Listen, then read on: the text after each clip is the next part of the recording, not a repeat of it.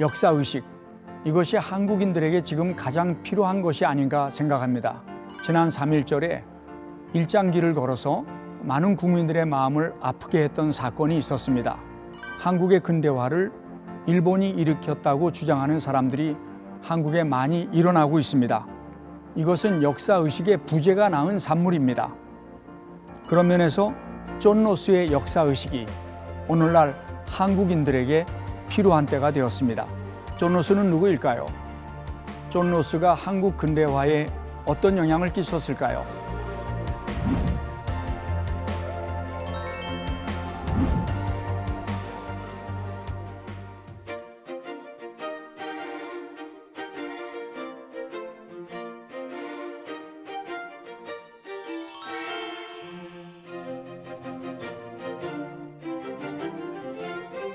안녕하십니까. 유해석 교수입니다. 3년 전에 정부가 인구 조사를 하면서 종교 인구를 조사했었는데 한국인의 17%가 개신교를 믿는다고 했습니다. 그러다가 작년에 또 인구 조사를 했는데 한국인의 20%가 개신교 신자라고 답변을 했습니다. 한국 5천년 역사 속에서 수많은 종교들이 있었는데 개신교는 이 땅에 들어온 지 150년밖에 되지 않음에도 불구하고 어떻게 이렇게 가장 많은 한국인들이 믿는 종교가 되었을까요?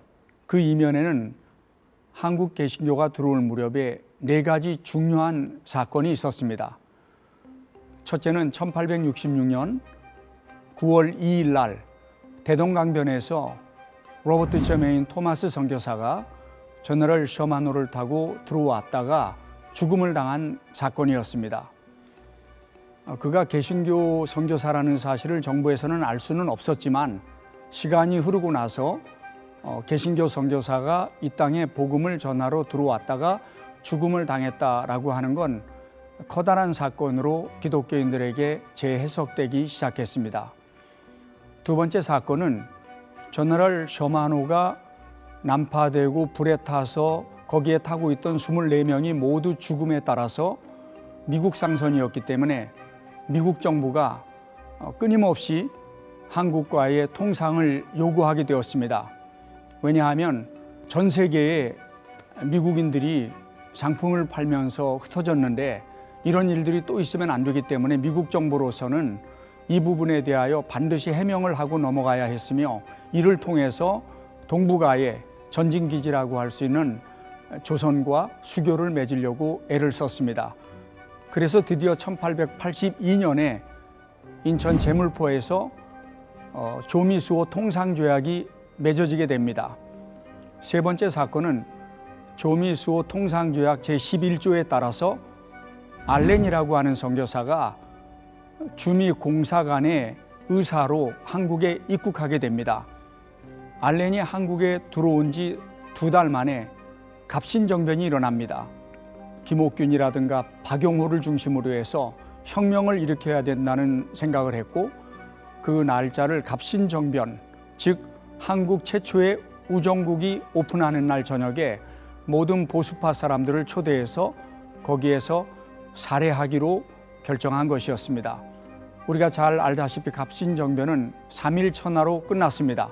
근데 그 갑신정변에서 민영익이라고 하는 고종이 친애하는 대감이 7군데 자상을 맞고 중태에 빠지게 됩니다. 알렌이 외과 의사였기 때문에 민영익을 정성스럽게 3개월 동안 치료를 해서 고쳐주게 됩니다. 그로 인하여 한국 정부는 기독교에 대한 태도가 완전히 바뀌어집니다. 1866년에 병인 박해로 인하여 8,000명의 천주교인들을 학살했던 그때가 바로 고종이 왕으로 있었던 때였습니다. 그랬던 왕궁이 기독교인들에 대하여 또 외국인 선교사들에 대하여 마음의 문을 열기 시작했던 것입니다. 네 번째 사건은 이 알렌이 고종에게 요청을 해서 1885년에 한국 최초의 근대식 병원 제중원을 열면서 대중들에게 다가가기 시작했던 것입니다. 또 한 가지 사건을 덧붙이면 이미 만주에서 1882년에 조미수호 통상조약이 맺혀지던 그 해에 한국어 성경이 최초로 번역이 돼서 읽혀지기 시작을 했습니다. 이 번역이 예사롭지가 않습니다. 왜냐하면 이 번역한 사람이 스코틀랜드에서 만주에 와서 선교 사역을 하고 있던 존 노스였는데 당시에 한글은 띄어쓰기가 없었습니다. 그러나 존 노스는 그의 글에서 띄어쓰기를 도입하게 됩니다. 왜 그러냐 하면 영어가 띄어쓰기가 분명하기 때문에 한글을 그런 수준으로 마치는 과정에서 띄어쓰기가 도입이 된 것입니다. 또 존 노스는 한국인 1200만 명 모든 사람이 성경을 읽기를 바라는 마음으로 특별히 당시 한국의 인구의 80%가 넘는 이 평민들과 부녀자들을 위해서 돈 없고 무식한 백성들은 배울 수 없는 한문이 아니라 누구나 배우면 읽을 수 있는 한글로 성경이 번역되어서 한국 사람이라면 누구든지 쉬운 번역으로 된 성경을 읽을 수 있게 되었던 것입니다.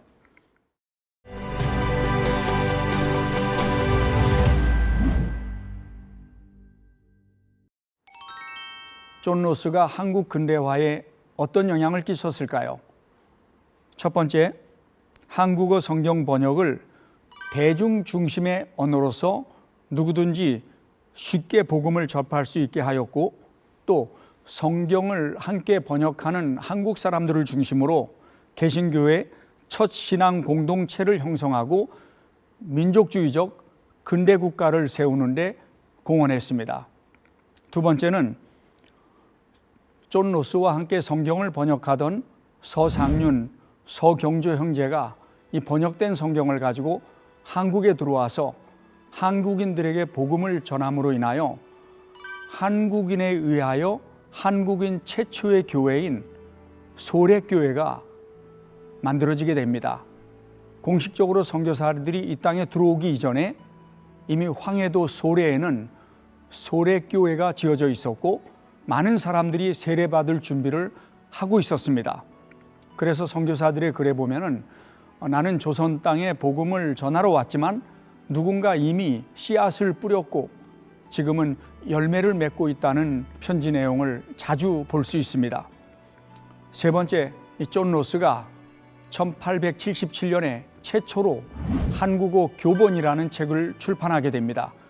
서양에 출판된 최초의 한국어 교본으로서 한글을 읽고 쓰는 방법을 서양 사람들한테 가르쳐주게 되고 1882년에는 한국어 문법 및 단어집을 출판하게 됩니다. 한국어 교본은 영어로 기록된 최초의 한국어 책이라는 면에서 가치가 있습니다. 또한 1879년에 한국의 역사라는 책을 서양인으로서 최초로 저술하였습니다. 최초의 한국에 대한 역사서이며 한국의 역사를 한반도 안의 역사가 아닌 동북아 전체의 역사 속에서 파악하려고 노력하고 있다는 면에서 그 공헌이 크다고 할 수 있습니다. 당시에 한국에 대한 속에서 한국에 대한 역사서는 대부분 한국이라는 나라를 미개한 나라로 취급했습니다. 그러나 존 노스는 오랫동안 방대한 자료를 수집해서 한국이라는 나라가 단지 문명화의 대상인 미개 국가가 아닌 오랜 역사와 고급 수준의 문화를 지닌 독립국가라고 규정하고 있으며 한국인을 야만인으로 보는 중화 사상에 반대하여 한국의 고유 문화가 중국 역사에 큰 영향을 끼친 민족으로 저술하고 있습니다. 그는 엄격한 사료 비판에 근거한 공평하고 객관적인 시각으로 한국을 서술하고 있기 때문에 역사가로서 존 노스가 빛나는 점입니다. 존 노스는 누구일까요? 그는 영국 스코틀랜드에서 양복 재단사인 아버지와 초등학교 교장 선생인 어머니 사이에서 태어납니다. 그의 가정은 중산층이었습니다. 특히 그의 고향 집은 부둣가가 가까이 있었기 때문에 전 세계에서 돌아가는 소식들을 항상 부둣가에 정착한 선원들로부터 들으면서 자랐습니다. 젊은 시절 목사가 되기로 결심하고 글라스고 대학을 나와서 에딘버러 신학교를 졸업했습니다. 존 로스가 한국어 성경을 번역할 수 있게 된 그 배경에는 존 로스의 첫 번째 언어가 영어가 아니라 갤리거였기 때문에 가능했습니다. 그래서 존 로스는 신학교를 졸업하자 갤리거를 사용하는 스코틀랜드 하일랜드에 가서 6년 동안 담임 목사직을 성공적으로 마치게 됩니다. 그 후에 1872년에 중국에서 사역하고 있던 알렉산더 윌리엄슨 선교사의 요청을 받아 중국 선교를 준비하기 시작합니다. 그리고 아내 스튜어트와 결혼한 후에 중국 선교사가 되어 산둥반도로 갔습니다. 그 후부터 만주로 가서 만주 교회와 한국 개신교 기초를 놓는데 31년의 시간을 보내게 됩니다. 여기에서 알렉산더 윌리엄슨을 주목해야 됩니다.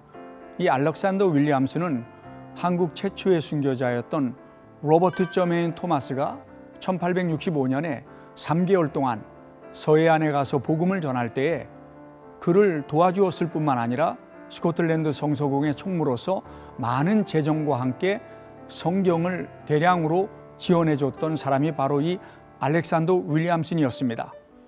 특별히 1866년 토마스가 대동강변에서 죽은 이후에 알렉산더 윌리엄슨은 정기적으로 한국과 중국이 유일하게 합법적으로 교통할 수 있었던 고려문에 가서 한국 사람에게 복음을 전했던 사람이 바로 알렉산더 윌리엄슨이었습니다.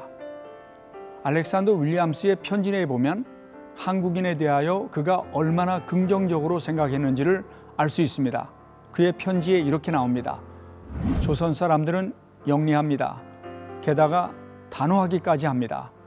나는 분명하게 말씀드릴 수 있는데 하나님께서 조선 사람들을 사용하여 위대한 간증이 될 민족입니다. They will be a great testimony by God 이라는 말이 그의 편지에 기록되어 있는 것을 볼 수 있습니다. 그는 긍정적인 시각으로 당시 산둥반도에 이주해 있었던 조선 사람들을 만나면서 그들을 향하여 정성을 다하고 끝까지 최선을 다했다는 것을 알 수 있습니다. 알렉산더 윌리엄스는 자기를 돕기 위해서 스코틀랜드에서 산둥반도로 온 존 로스에게 자기를 돕는 것이 아니라 만주에 가서 복음을 전하라고 권면을 하게 됩니다. 왜냐하면 당시에 산둥반도에는 선교사들이 여러 명 있었지만은 만주에는 선교사들이 거의 없었습니다. 특별히 목사로서 정규 신학 교육을 받은 선교사는 한 명도 없었습니다. 그래서 알렉산더 윌리엄스는 존 로스에게 만주에 가서 사역할 것을 권하고 또 존 로스는 그 말에 순종해서 곧장 산둥반도를 떠나 만주로 들어가게 됩니다. 그리고 영구에서 사역을 하다가 만주의 수도인 목단에서 4천만 명의 만주인들을 상대로 교회를 세우고 전도 활동을 하게 되는 것입니다. 그런데 존 로스가 만주에 온 지 1년 만에 부인 슈튜어트가 아이를 낳은 후에 죽음을 당합니다. 존 로스가 얼마나 많은 상심 가운데 있었겠습니까마는 다행히 슈튜어트의 누이가 캐서린이 만주에 와서 그 아이를 돌보게 됩니다. 그때 총각 선교사였던 맥킨타이어라는 스코틀랜드 사람이 있었는데 이 사람이 바로 캐서린과 결혼을 하게 됩니다. 이들의 결혼으로 인하여 존 로스는 천국 만마를 얻게 됩니다. 온 가족이 하나가 되어서 한국어 성경 번역하는 일에 전념할 수 있기 때문입니다. 1873년에 존 로스는 고려문에 갑니다. 한국 사람들을 만나러 고려문에 갑니다. 그 배경에는 알렉산더 윌리엄슨이 있었습니다. 한국 땅에서 한국 사람들을 사랑하면서 한국어 성경을 번역하기 위하여 평양에 갔던 토마스의 순교 소식을 듣고 누군가는 한국 사람들에게 복음을 전해야 된다는 사명감을 가지고 고려문에 가서 한국 사람들을 만나게 됩니다. 그런데 그가 고려문에 처음 갔을 때 상당히 실망을 하게 됩니다. 왜냐하면 한국 사람들은 존 로스가 전해주는 성경이나 복음에는 관심이 없었고 존 로스가 읽고 있었던 그 옷에 대하여 관심이 있고 또 존 로스가 가지고 있는 물건에 대한 관심밖에 없었기 때문입니다. 존 로스가 실망을 해서 여관에 와서 쉬고 있을 때에 조선 사람 한 명이 그를 찾아오게 됩니다. 그래서 성경책 한 권과 기독교 서적 한 권을 가지고 돌아가게 됩니다. 이 사람이 누구냐 하면 훗날 존 로스에게 세례를 받고 존 로스에게 한글 성경을 번역하는 것을 도와주고 한국 땅에 들어와서 구한말 최초의 한국인 순교자가 되는 백홍준의 아버지였습니다. 존 로스는 이 사실을 알지 못한 채 실망을 하고 다시 목단으로 들어가서 사역을 하다가 제2차 고려문 방문을 계획하게 됩니다.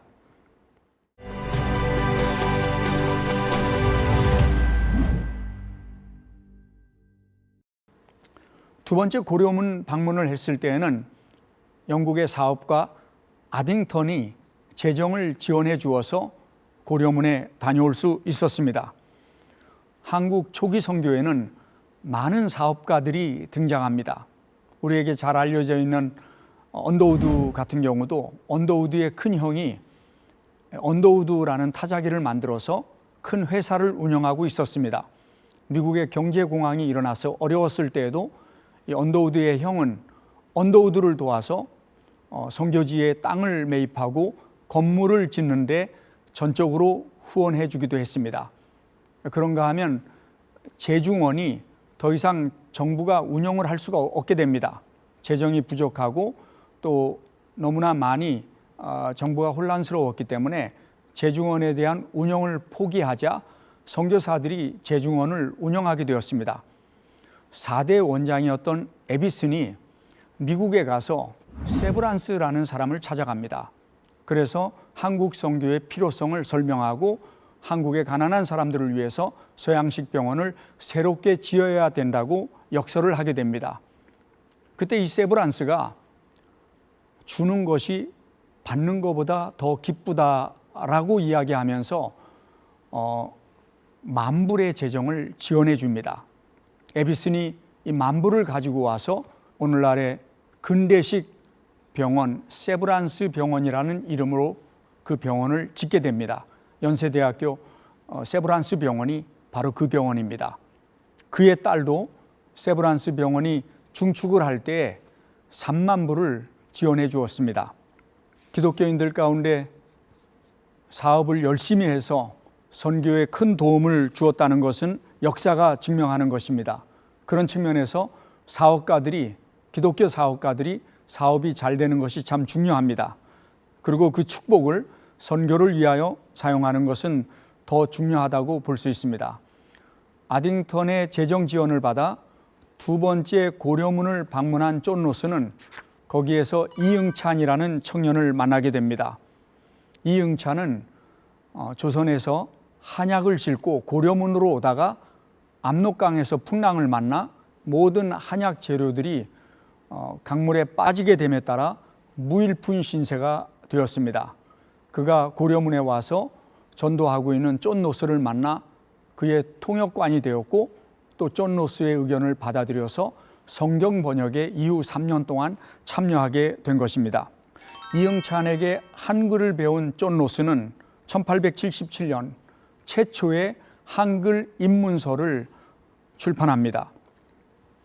로스는 누구든지 한 달 동안만 한글을 배우면 누구든지 쉽게 한글을 배울 수 있다고 설명하면서 한글의 우수성을 입증하고 있습니다.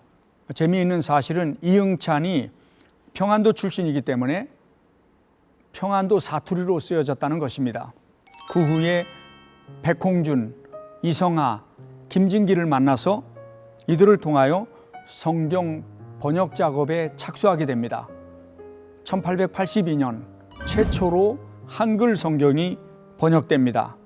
누가복음과 요한복음이 번역되어서 3,000부가 출판되어서 만주에 있는 한국인들에게 전파되고 또 성경을 번역한 이 청년들에 의하여 조선 땅에도 성경이 들어오기 시작합니다. 로스의 성경 번역에는 관용어를 그대로 사용하였으며 이것은 한국의 문화를 존중한 예라고 할 수 있습니다. 존 로스는 한국의 문화와 전통을 굉장히 중요하게 생각했습니다. 왜 그랬을까요? 우리가 영국이라고 하면 흔히 영어로 잉글랜드라고 말합니다.